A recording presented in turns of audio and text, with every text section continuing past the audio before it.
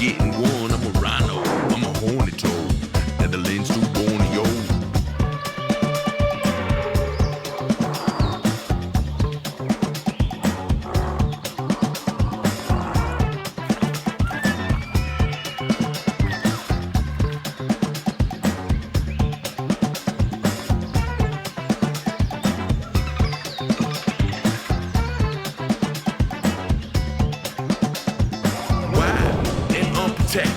Planet Earth, we can't neglect it. Nature sexy. We need this place, so please respect it.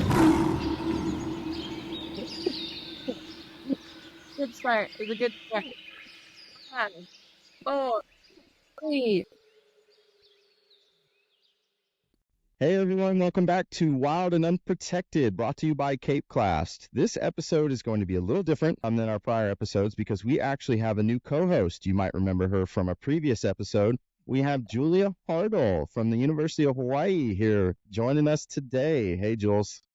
Hey, Ethan. Let's check out my debut as a host. Love to be here. But let's move over to Christine. Yeah, we have a special guest here today. We have Christine de Silva, who's a PhD student for the University of Rhode Island and the co-founder and COO of Juice Robotics. Hey, Christine, how's it going?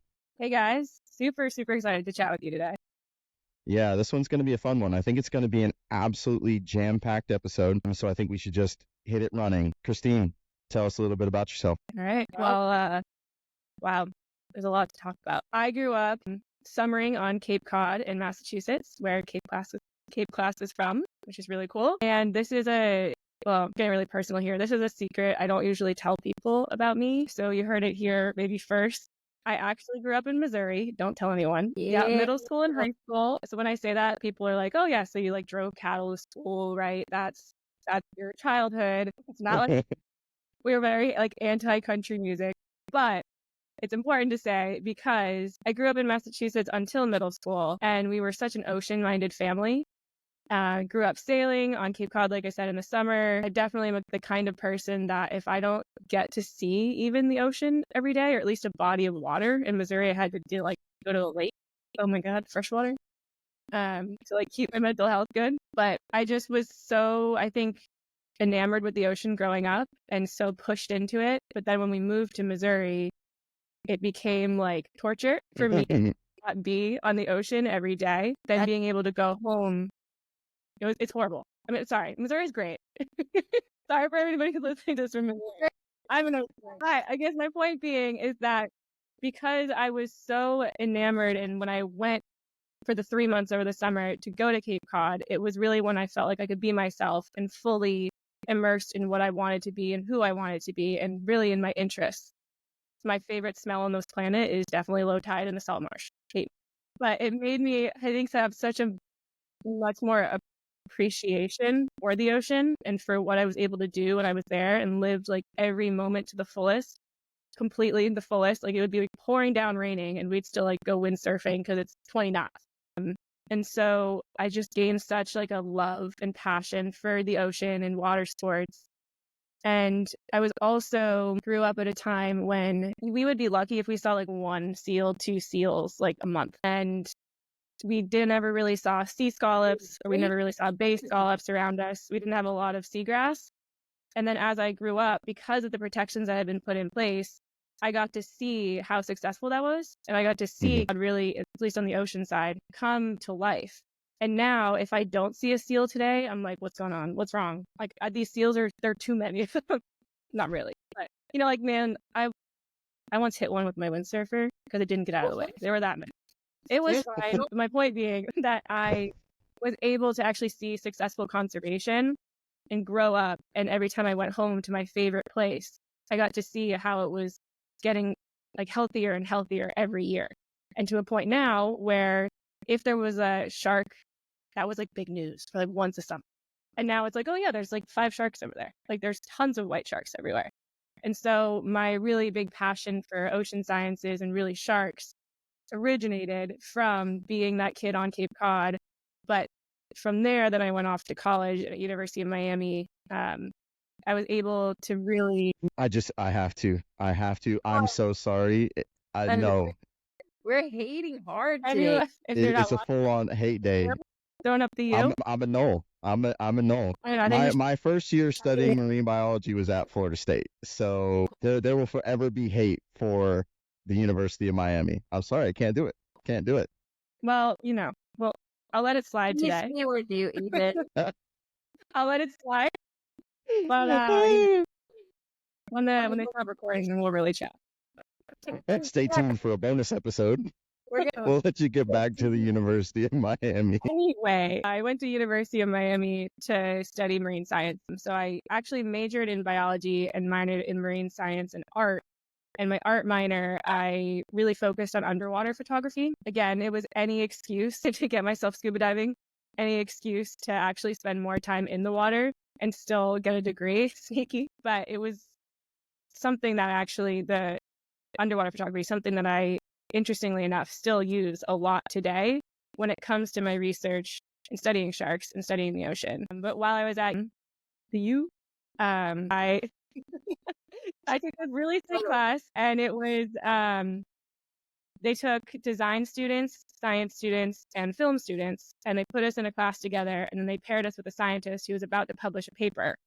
And in that group, we then made that scientist an infographic and a short, like 3 to 5 minute video abstract, so that when the paper came out, it would have a lot more media around it and they would get more attention for it. And one of the teachers of that class was Dr. Neil Hammerschlag, who was the head of what was then called the R.J. Dunlop Shark Lab, and now it's the Shark Research and Conservation Lab. And he went to the class and he's like, hey, we've got these 3 dead sharks. We're going to do a necropsy like this afternoon.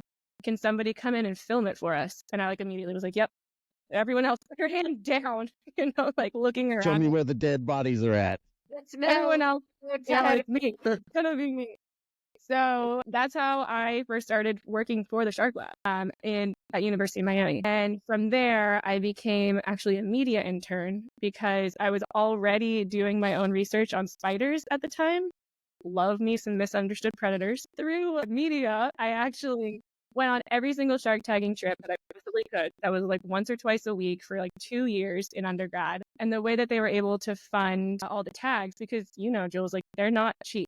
And then my job was the coolest job because I got to help with all the science and I got to talk to the people and I photographed the entire day. And then I was the only person that was allowed to swim with the shark. So all the scientists had to stay on the boat in the water, swimming this the shark. They would release it. And I was like, they had like a platform. It was actually an old like jet ski ramp. Those are like the floating platform that we would stick on the back of the boat. And then we would pull the shark up onto like the actual where like a jet ski would go. And so I would get in the water, go like maybe 10, 15 feet away from that. And they would push the shark straight at me. And so here I am, like 19 years old. Like, anybody want to teach me how to do this? And they're like, you're fine. You got this. I'm like, yeah, cool. And so Pictures, Christine. Just get the shot. Dude, my first time I did it, I'll never forget. We actually, somewhere off the Keys, and we had just hired like a 25-foot center console, so it wasn't our typical day, and there was like 5 of us on the boat. And we caught a silky shark, and Neil, Dr. Hammerschlag, was like, get in the water. We're about to release it. And I was like, by myself? You're going to put me in the water with the shark? Just me? And he's like, yeah, get in. You're fine. Like, we're going to release it. Hurry up. Like, we don't want to keep it on the boat for too long, right? Because we want to keep it healthy. And I'm like, Neil, what? I wasn't even like scared. I was just confused. But he ended up like jumping in the water with me, with like in all of his clothes, proving to me that it was totally fine. And then after that, I was like, I got this. I was like, sorry, Neil. And like this massive storm came in. Everyone got seasick. And that was my first day of shark tagging. Yeah, I was like probably 19 or 20 years old. So yeah, doing that for a few years in undergrad, clearly like when you get to spend any amount of time with what an animal that I think is just like so beautiful in its natural habitat that most people don't get to spend time with, no matter what, you're going to become enamored with it. And so when I graduated, I actually moved to Australia because I could and I wanted to. And I was traveling around and I was kind of thinking about like, what am I going to do when I come back? And so I reached out to somebody who had been a PhD student when I was an undergrad in the lab. Dr. He had started a nonprofit called Beneath the Waves. And they, at the time, were really focused mostly on sharks and a lot of predator-prey ecology work. And I said to him, hey, like, I'm from Cape Cod. There's a ton of interest right now in sharks on Cape Cod, especially white sharks. But if we spin it, we can probably get a lot of funding to study the other sharks that are on Cape, so or that visit Cape. And so we really started focusing on blue sharks, pork beagles, makos, and freshers. And he said, cool, come back. Here's $5,000, build a program. I was Nice. like, cool. You're just out there by yourself. So this was my first touch of like entrepreneurship, I guess. I had, a budget and 3 months. And I had, a project that I wanted to get done and I needed help. So the first couple of weeks was me just walking into, tackle shops and fishing shops and being like, hi, I'm Christine. I'm like a little girl. Can you give me a boat for free and take me fishing for sharks? And like anytime you catch a fish, can I have a sample? And they're like, who are you? What do you That do? sounds so dangerous. I made so many great friends that I have very close with to this day doing this, just walking in. But I mean, we were a nonprofit, so I was able to give them a pitch. Like, if you take us out, the whole day is a tax write-off for you and you get media, right? So you'll get to be able to come out and go shark tagging with a bunch of scientists. And then we'll put it on our socials. We get to take students out. And of course, by the way, the whole day is a tax write-off. So it was a pretty easy sell, actually. And so that program really blossomed. And I worked it in the summers for like 4 or 5 years. And I probably ended up having, I should count, probably ended up having 100 high school students come through, 20 grad students, maybe more. And of course, maybe actually a smaller number, like 15 undergrads come through. And it really turned into just a whole awesome, amazing program. Like I said, my first taste of growing something from nothing. Of course, I was within a large organization. And, learning how to pitch and learning how to, say, okay, I want to look at this question. How do I then turn that into a study?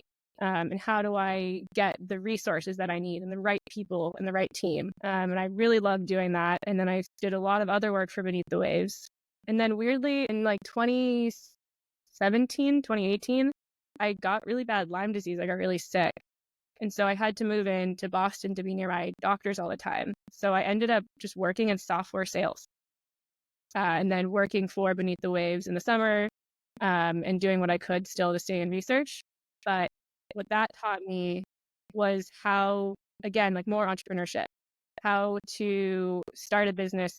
And as I'm doing that, I'm starting to think, I've spent years doing research and I love it. And I'm such a field person, but like, who cares? Like how am I really getting my research and what I'm doing to the right people so that it can really make the impact that I want it to make? And as much as I hated admitting it to myself, that meant I needed money. And that probably meant I had to do something in business. And so this is getting somewhere, I swear. In 2020, I actually did my first Shark Week show, which was about deep sea tiger sharks. It was right after Tiger King came out. So it ended up being called Tiger Shark King. Such a bad name. Oh my God. It was supposed to be something else. And then it was like literally like a few weeks after Tiger King came out. So they changed the name. That's some producer sitting, in an office that has just never touched any of this, hardly consumes, content. They're looking at an algorithm of like, oh, what's going to pop off? Yeah, scratch everything. Let's call it, oh my God, a brilliant idea. Tiger Shark King. Yeah. And then That's people like eating it up. They're click, click, click. Sometimes that makes me like sad for our species. That's what we do. And that's how we eat stuff up, is we dumb it down and we follow the next trend. And we're like, oh yeah, let's name it Tiger Shark King. That doesn't give bad vibes at all from the jump. No, No, long story short, we do this show in the Bahamas, and on the show, we were trying to look for tigers in the deep, tiger sharks, to be clear. And so we had to work with somebody who had cameras that could go that deep. And so I got to meet Dr. Brennan Phillips, who's a professor of ocean engineering here at URI, University of Rhode Island. And he had just 2 suitcases and had fit his entire camera system into that. So he was able to actually just fly without needing to send a container somewhere with these on the plane with him, and then took them out. They're pretty modular, built them up. And then a lot of my job on the show was to actually drive him out on a dinghy and then deploy these cameras with him. And of course, he's a professor. So he's like, what do you want to do with your life? It's trying to be a mentor. I'm like, nice doing it, Brennan. And I started telling him, I love what I'm doing. I love sharks and I love field work and I love research. But again, I feel like one day I'm probably going to start an ocean-minded company. And at the same time, every single night, we're coming back to the boat and watching footage of just the coolest shit I've ever seen in my life. And, I'm just watching the deep ocean. I'm watching come up to the camera that I had never seen before, or fish that I considered to be relatively shallow. So I sometimes will catch them if I'm fishing in 20 feet, like a grouper. But here we're seeing it at 400 feet deep in the dark. What's it doing down there? Why is it going there? And I just got obsessed with the deep ocean and these cameras. And so Brennan and I continued chatting, and he said, you should meet my friend Matt Jewell, who is in Rhode Island as well. And they're designing technologies with a similar mindset.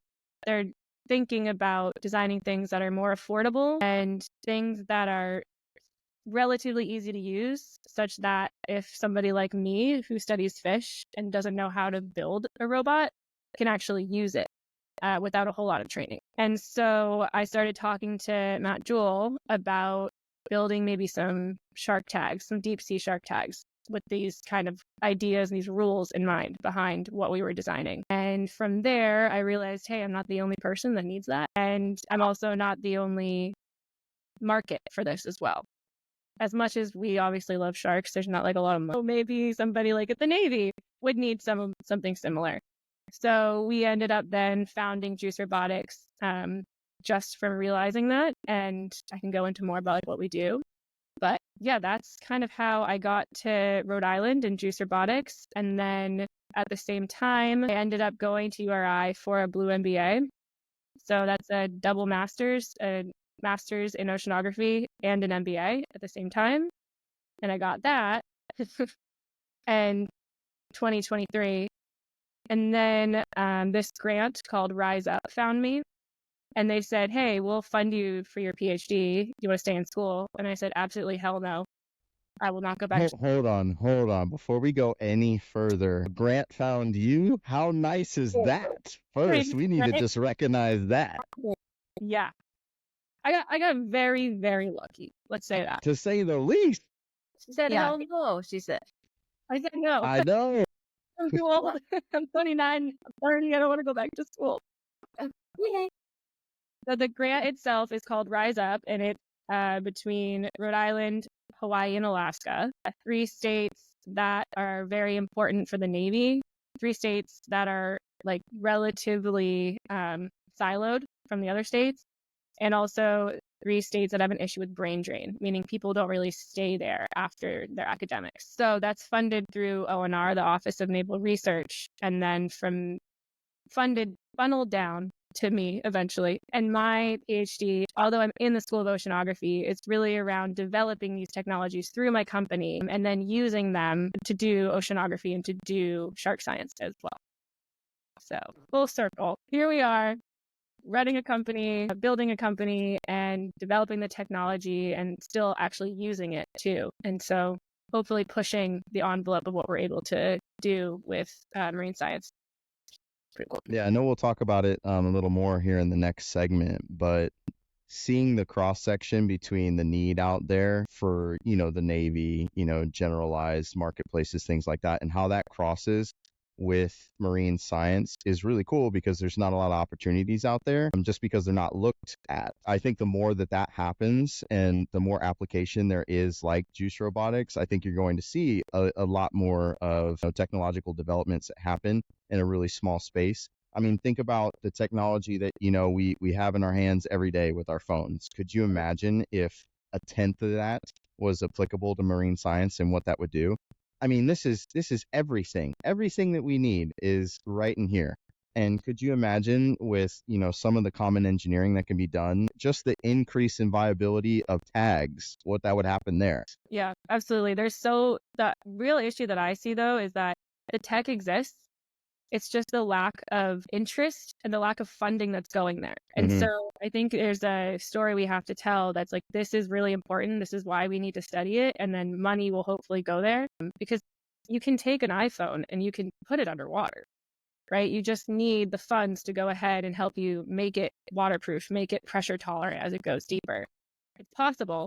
It's just who's going to fund that. And then you need, from the business side, what's your market? Who's going to buy it so that you could make it sustainable and get in the hands of more people? Shark Tank.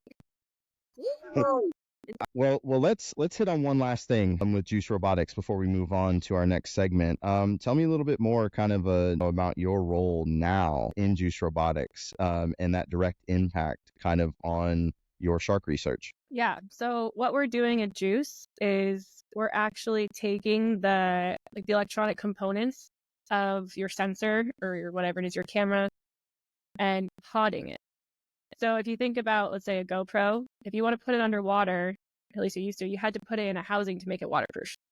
Mhm. And then only rated to, I think it was like 60 feet because Like 30 meters. because the deeper you go, there's more pressure. And so that'll cause an implosion. A lot of us remember the Titan and what happened with them last year. So that can happen, of course, to your camera or your watch as you go too deep, if you're scuba diving or something. And so what we do is, instead of taking your camera and putting it in a housing, we take the electronics of that camera and we put it into a block of epoxy on land, and then put that under immense pressure on land that pushes all the air, all those bubbles out of it. And then when it hardens, you're literally given just like a solid Lego piece, basically, right? That if I have my intern like drop it on the deck of the boat and it chips, like, oh, that's fine. It doesn't really matter.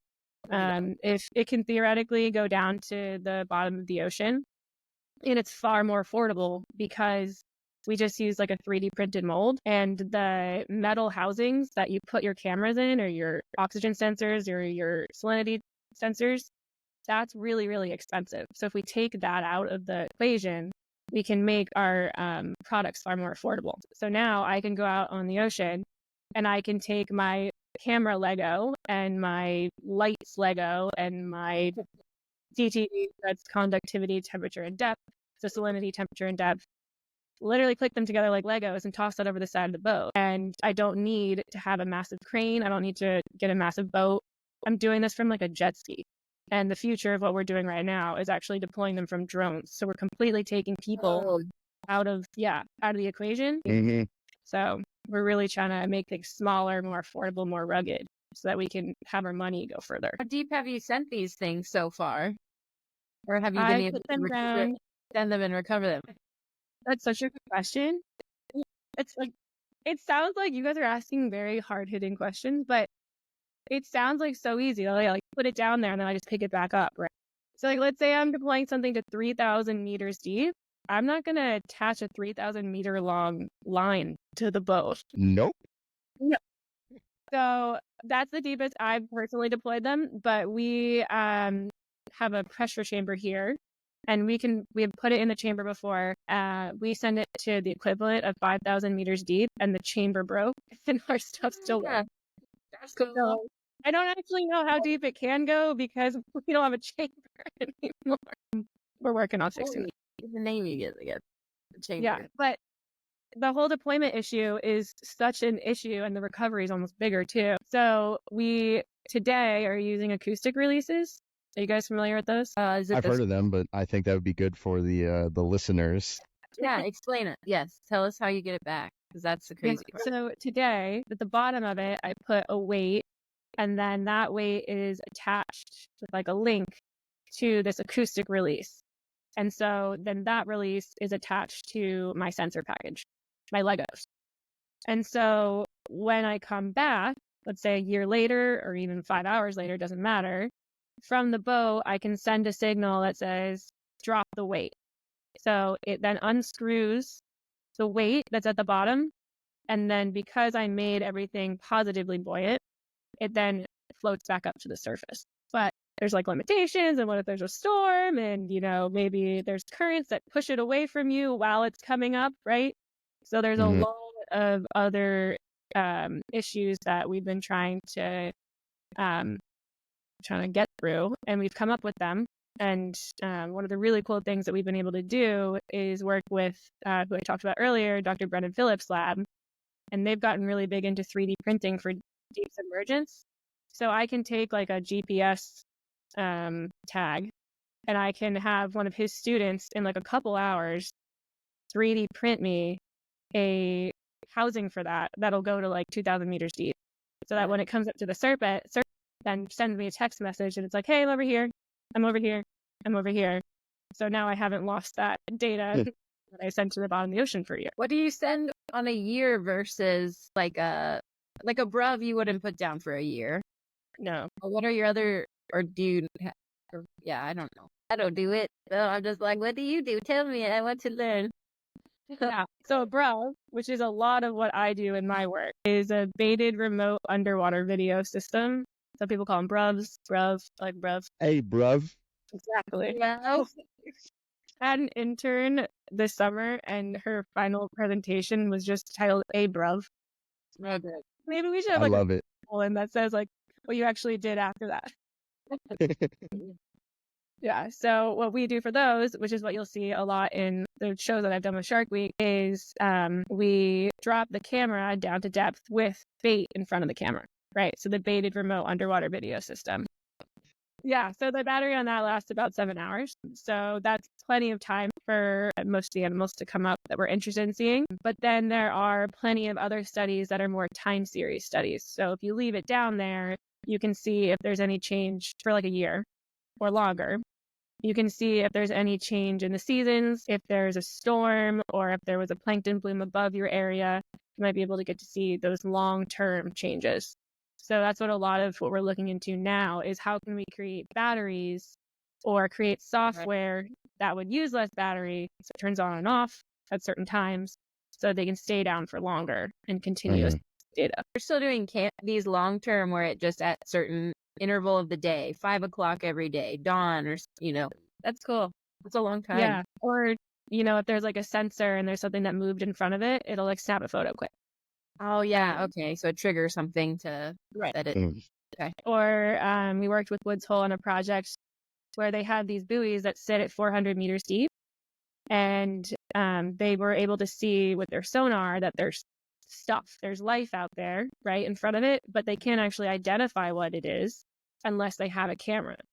So that would turn on at certain intervals, but then also it would turn on if there was like a certain amount of biomass in front of it. Says, hey, exactly. Yeah, I see you. That's very cool. And then for the shark stuff, I mean, that's really what I'm interested in. Filming the sharks. Can I get them to come up to the camera? Identifying them, finding species, doing a lot of range extensions. Well, I think that's a perfect transition point for us to really dive into kind of our second segment here and really talk about the shark science. Obviously, there's a lot that you're building with Juice Robotics, and there's a huge crossover into the science portion of things. So let's talk about that.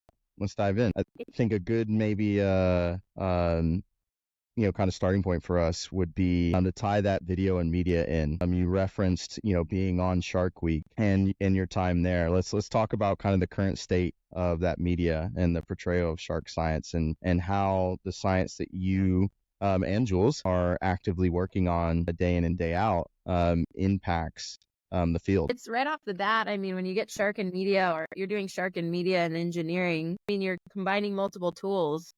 So it creates maybe a wider platform. And I mean, this is, dare I say, new age rather than being in a box that is a biologist and then you give your information to the engineer, and then maybe you guys both give it to the publicist or something. I mean, we have to be adaptable. We're in. Exactly like that. Yeah. Oh yeah. Taking that base too. Well, it's not good for the audio, the listeners. You gotta click the link on the YouTube. Yeah, I mean, I love what I am doing with the bruvs because, I mean, I'm a little nerd and I want to know what's down there. Okay, like we're the first people ever. What is it, like 0.0001? How many zeros % of the ocean has actually ever, the seafloor has ever been actually seen by human eyes.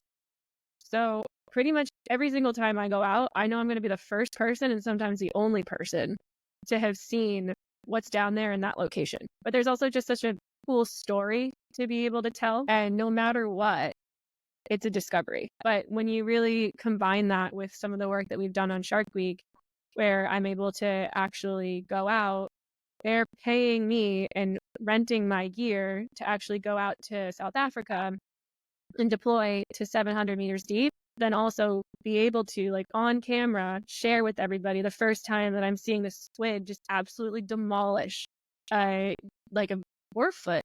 I like lost my mind on it. You know, just being able to share that with people and share the video of this new crazy looking thing with people and then share my passion is for me really exciting. All right, ready? So Christine, you talked about being on Discovery's Shark Week earlier. Tell us about kind of one of your latest experiences. I think there was one show that just recently came out. Yeah, we did alien sharks in Japan, which was quite the experience, to say the least. We filmed it this year, February and March, and I got to go with Forrest Galante and his crew again for a second time. So last year we did South Africa. Again, get to deploy my bruvs, my deep sea cameras, and it was incredible. It was, for me, super exciting because it was one of the first times where I was really able to connect the cameras, so what I'm seeing from the cameras on the seafloor, to actually then fishing in the same area and bringing those sharks up to the boat and actually get to see them in person and putting my hands on them and saying, oh, like I've seen this animal make this behavior before. And like here it actually is, and looking at the morphology and everything was so cool. Have you ever done anything with deep sea sharks, Jules? Deep sharks? I've put my hands on a false cat shark when we were looking for 6 gills, but that's the only in-person deep sea that I've touched and seen. And like, yeah, I know the area where my study site is, we have their dogfish. So I've seen pictures, but anyways, broadly, like their eyes are really crazy. Their skin and is totally different. And just like the morphology, as you say, just they're alien sharks. They're just not, they're not what we, the pyramids. Their environment is so different, so vastly different from what we are capable of seeing and being in, Totally. And that's forced, different adaptations that make them seem alien. And I think that's kind of the key point to push across is it's just so different from other environments that we normally interact with, we normally study, that they look so foreign that there's no other way to describe them. And I think that's something that a show like that has done really well and doesn't get talked about enough because, Christine, kind of like you said earlier, only, 0.0000 whatever percentage of the ocean floor has actually been seen. All of this stuff is truly alien, to us, and there should be more, but it just happens to be expensive as fuck. I want to know, what was your other goals list? I want to know what you were either thinking or like the area or with your bruvs and the depth range. What were your species goals or your project goals for that shoot? Yeah. So for the shoot, the goal was really to find a Japanese angel shark.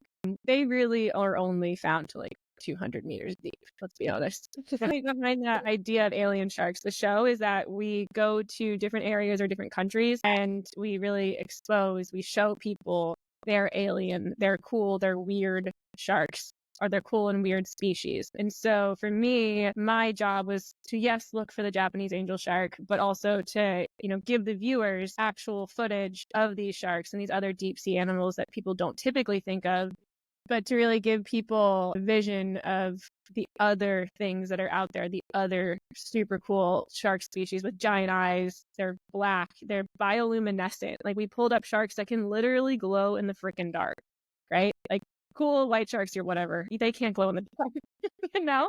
Not that we know of, Christine.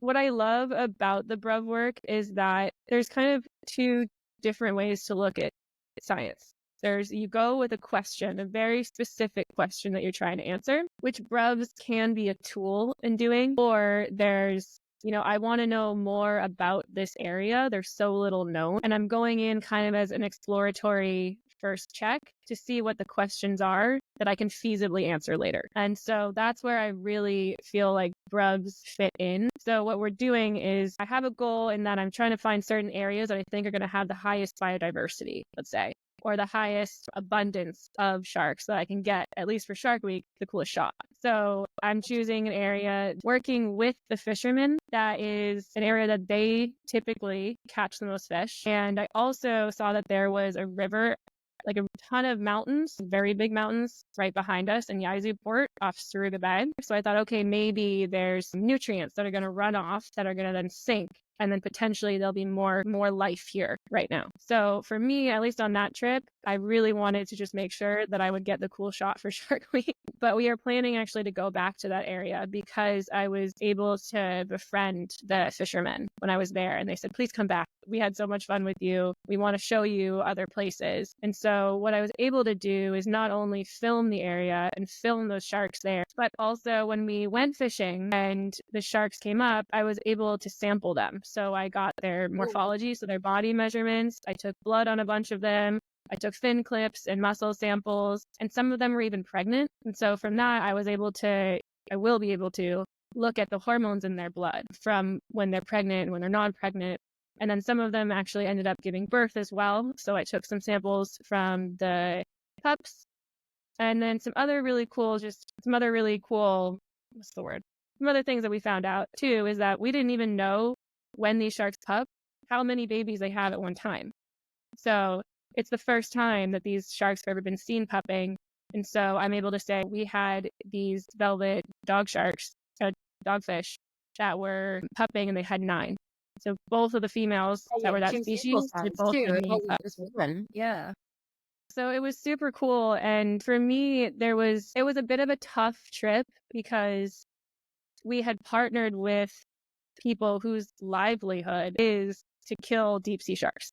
I mean, that's who, if I'm going after deep sea sharks, who I want to partner with, because there's nobody in the world, that even scientists, that know more about that area and the sharks there than them. But on the other hand, that means that they're killing these sharks. And so one thing that I've made to be a really important part of my work is respecting everybody, because these people this is their job. This is how they get paid. This is how they put food on the table.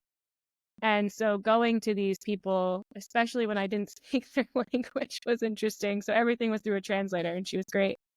But the captain was like almost 90 years old. So he had been doing he and I became buddies at the end. I was like trying to like Google Translate, like on my phone, and he like didn't want the technology. He was like, no. So but they told me that deep sea shark fishing became a really respected job there because after, I want to say World War I, they needed the oil. So, sharks' livers are really oily, especially deep sea ones. And so the oil was used to actually oil the guns and that machinery. Wow. Again, I was getting all this secondhand. And so it became a very well-respected profession because they were supporting the economy and supporting their warfighters. Right. Yeah. And so this boat has been going out since World War I, World War II. And, giving them the respect in that history is important. And today, those sharks are sold more for, yes, sometimes they're meat, but really for the oil, but for people take shark liver oil as a supplement in their diet, which we can get into whether or not it's actually beneficial to human health, which Long explanation. No. And they told me it would be good. Yeah. But just on that trip, it was interesting. It was an interesting dynamic because I wanted to respect them, and they had the knowledge that I needed in order to be successful. and treat them like the human beings they are, while still seeing the damage that they were doing to the environment and seeing these sharks come up unhealthy or dead sometimes was tough. Yeah, Forrest was like, hey, like, do you want to take some of these? Because when they gave birth on the boat, some of the babies did not survive. And so he was like, do you want to take them home? Oh, God. How did you get them back, Christine? Well, I didn't. So I had a bunch of leftover alcohol, which I had been putting the samples in, like the fin clips and everything.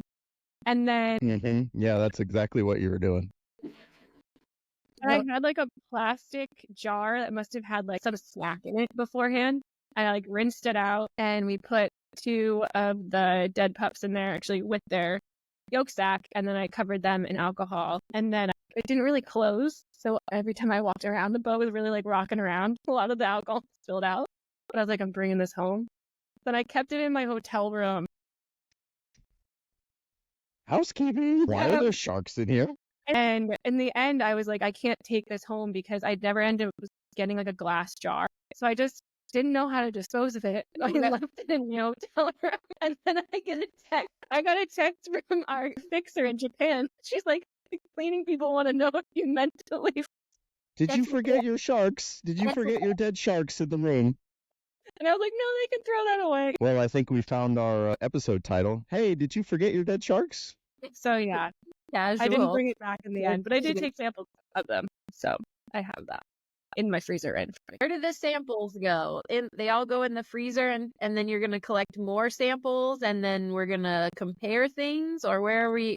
You do the exploratory and then kind of find your way to what you have is and where it's going to take you. Yeah, well, sometimes science takes a long time. Yeah. So You don't say. Surprise.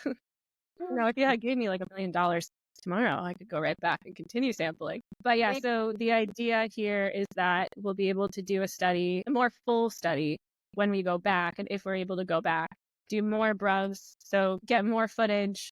I'd really love to do a comparison of day and night, even though they are living in the dark, right? There are still some daily cycles. And so I've seen in a lot of other sharks, especially I did work on 6 gills in Bermuda, where they would come up shallow. So they would follow the DVM, the diel vertical migration. So their prey is coming up shallower at night. They're following it.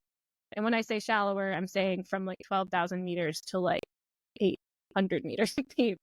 So I think that would be really interesting to study with bruvs, and then going back out with those fishermen who I ended up building a great relationship with, and adding in more samples so that we can look at things like hormones. We can look at like what they're eating from their tissues samples and things like that, and then do like a more comprehensive look at what's going on there. So yeah, we gotta go. I think that's how it always goes. You never get enough the first time, and then you got to go back. Well, I mean, just like send me to Japan. I loved it. Like, let's go.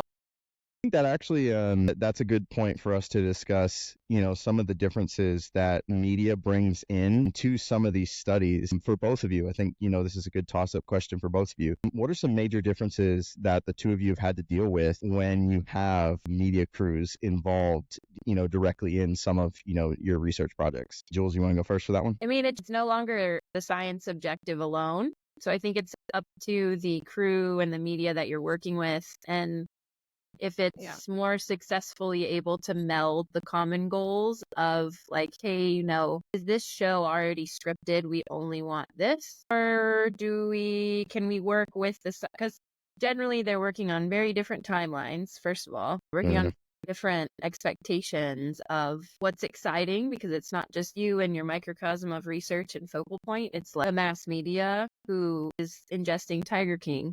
So it's like a different audience as well. That's what makes it cool, is then it's like pulls you back out. Your lens has to pull back out of your study question.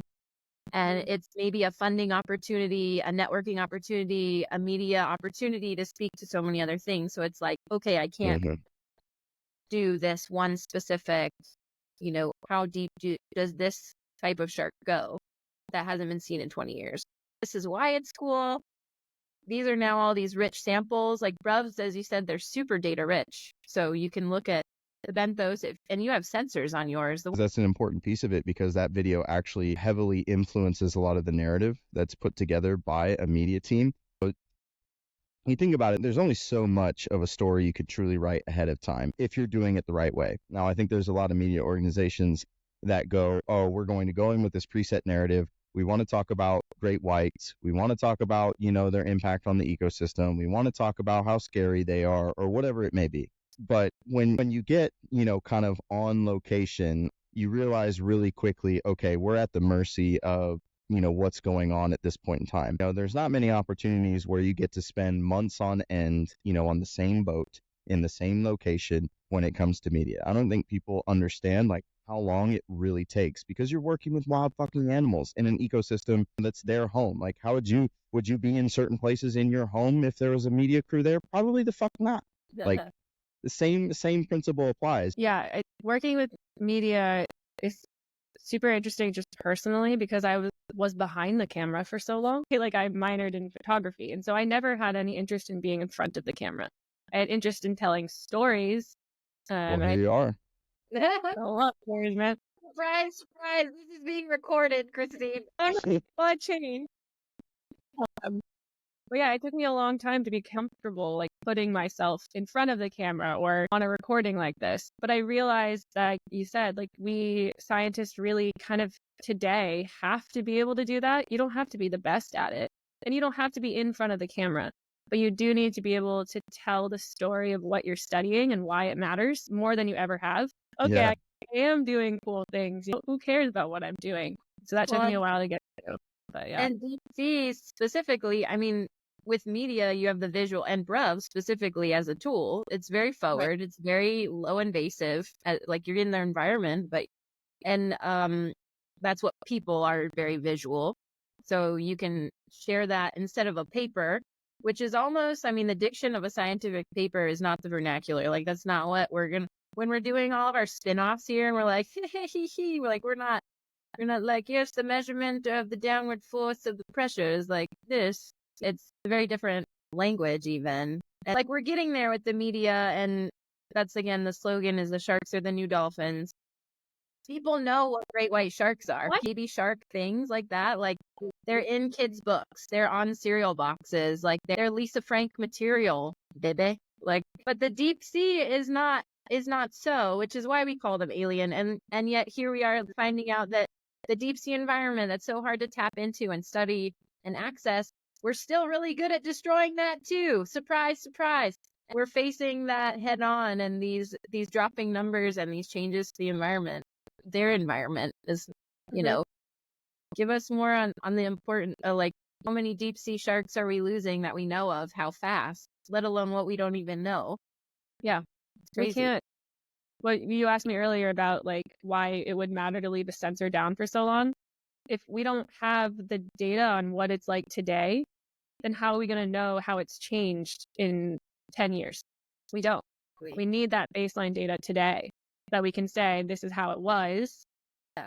Well, and it's important too for data articulation for fundraising. You have to give them the why. Money just doesn't poof out of thin air. So being able to leave your Legos down there for a year and be able to come revisit that same spot 5 years later, it tells the story way better than any media organization ever could, because not only do you have something that's particularly driving, but you also have the data to back it up. And it can contribute to policy. It can contribute to, protected zones.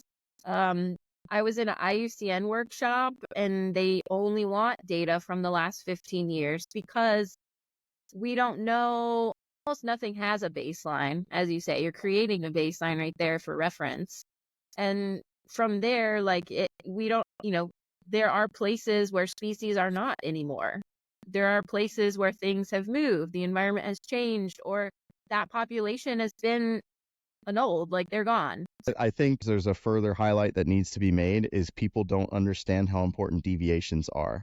So at least being able to establish a baseline, you get to tell a story through deviation of what that baseline is. And that's essentially the whole story encapsulated in a couple of data points. And that's never, ever, ever talked about, it feels like, at least in my opinion. Yeah. Well, it's talked about in scientific circles, but it's not the kind of thing that's going to go viral on Instagram or TikTok. Which it should. Which, bottom line, we need more nerds.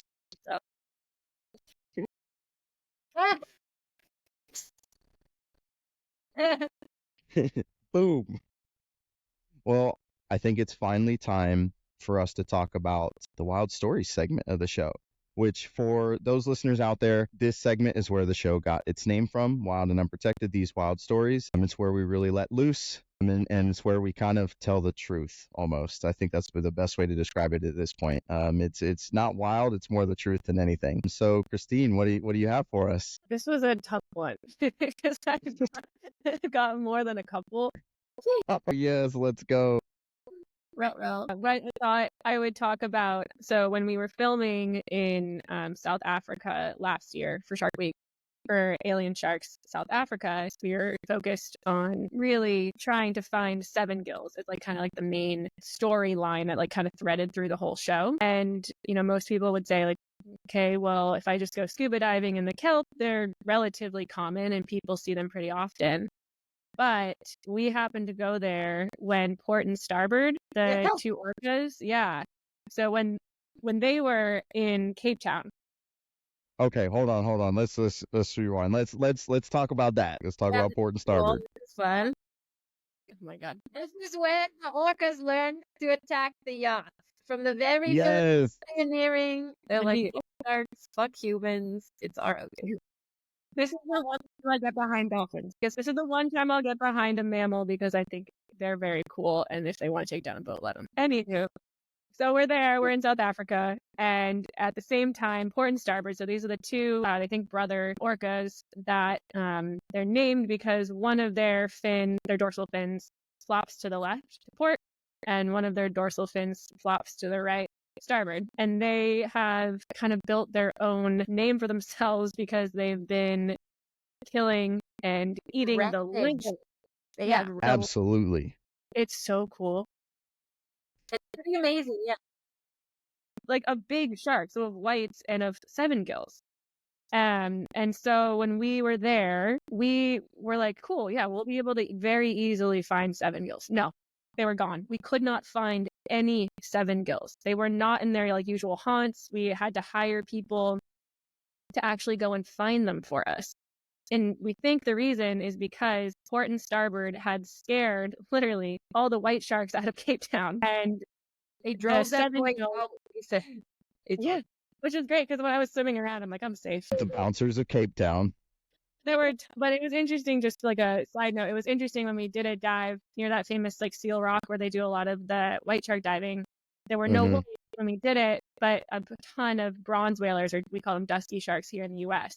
There was a ton of them there. So they had kind of like filled in that niche maybe. And so at the same time that we're there, it was something like 23 in like 2 days, 23 seven gills washed up dead from Port and Starboard.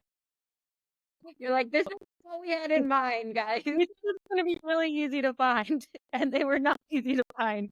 And so if you think about it too, 23 washed up. How many of them did they kill that didn't wash up?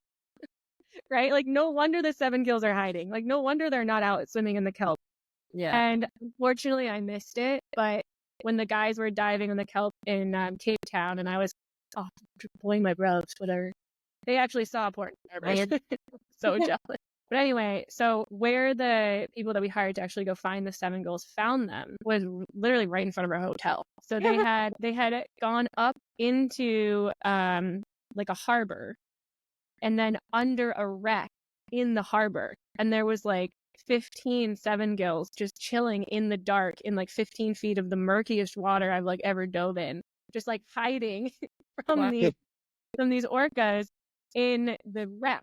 And so we just literally like walked down from the hotel, walked out to the end of a dock, and then jumped in the water with the seven gills right there. And it was one of the coolest I did the dive 3 times with them, and the water was so murky. And even though it was the middle of the day, we had to take down dive lights with us. And so we would take those down, and then you'd be swimming through this big wreck. It was probably like the part that you could swim through was probably like 50 feet wide. It was a big boat.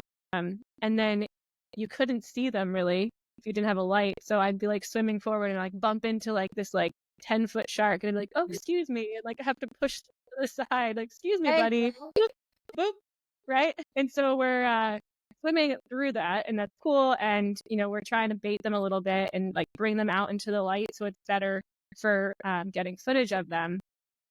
And then on the last day, the last dive, because they had been diving on it more, they were done, and I was like, can I do one more dive, please? And nobody wanted to go with me. And then one guy who was on the crew, Johnny, was like, all right, I'll go back in. And then the dive master was like, I'll come with you and I'll bring all the bait that we have left, which I should have known we should not have done. Shit. Yeah.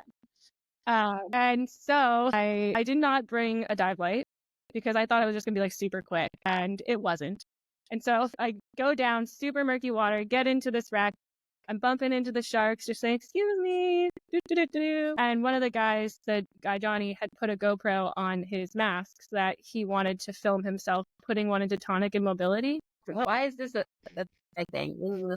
We call that flippy shark. Yeah, flippy shark. Flippy shark.